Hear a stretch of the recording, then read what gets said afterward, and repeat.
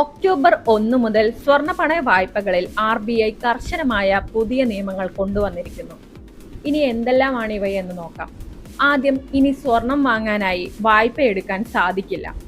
ആഭരണം, സ്വർണ്ണ നാണയം, ഗോൾഡ് ETF, മ്യൂച്വൽ ഫണ്ട് ഇവയൊന്നും വാങ്ങാനായി വായ്പ നൽകില്ല.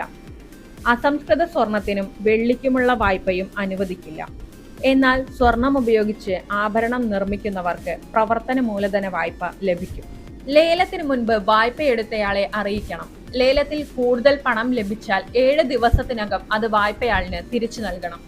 ഏറ്റവും പ്രധാനമായത് വായ്പാ കരാറും വിവരങ്ങളും ഉപഭോക്താവിന് മനസ്സിലാകുന്ന ഭാഷയിൽ തന്നെയായിരിക്കണം.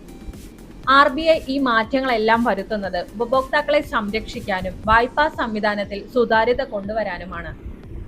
ഇപ്പോൾ അർബൻ കോപ്പറേറ്റീവ് ബാങ്കുകൾക്കും സ്വർണ്ണ വായ്പ നൽകാൻ RBI അനുമതി നൽകിയിട്ടുണ്ട്. വായ്പാ തുകയ്ക്ക് പരിധിയും നിശ്ചയിച്ചിട്ടുണ്ട്. 2.5 ലക്ഷം വരെ സ്വർണ്ണ മൂല്യത്തിന്റെ 85%, 5 ലക്ഷം വരെ 80%, 5 ലക്ഷത്തിന് മുകളിൽ 70% വരെ.